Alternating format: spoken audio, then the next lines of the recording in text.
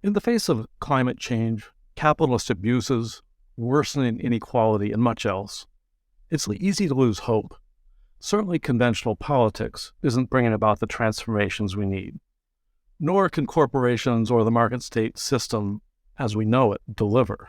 But there are, in fact, many reasons to believe that significant change is possible. A growing number of us believe that learning how to be commoners, how to develop our own pure governance and provisioning, how to live by a different social logic and ethic, can make all the difference in the world. Once you learn more about the commons, an ancient but newly rediscovered paradigm for meeting needs, you begin to see the appeal of creating a new parallel economy and society. Working independently as commoners outside of the market state system may be our best chance for bringing about system change. What's the commons, you may ask? The commons arises whenever a given community decides it wants to treat a certain resource, farmland, say, or forest, water, software code, urban spaces, creative work, anything really, as shared wealth. People in commons come up with their own rules, governance, and practices. They build their own culture. That's how the seeds of commoning begin to germinate. Unlike capitalist markets that scour the world in search of maximum returns on investment, commons show a deep commitment to the local and to meeting basic needs. Commons are committed to participation, inclusion, and fairness. They're committed to taking care of their shared wealth over the long term.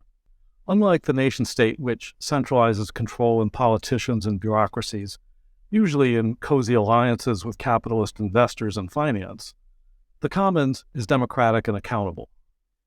A commons is animated by a different ethic and worldview. Its stability stems from people's solidarity as a group and from power being locally rooted and distributed. Its success doesn't depend on relentless economic growth, maximum profitability, or the colonization and othering of people.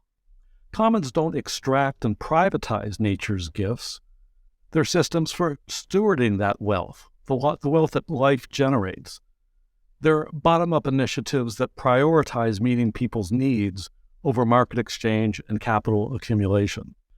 Columnist George Monbiot once summed up the virtues of the commons nicely. He said, "A commons gives community life a clear focus.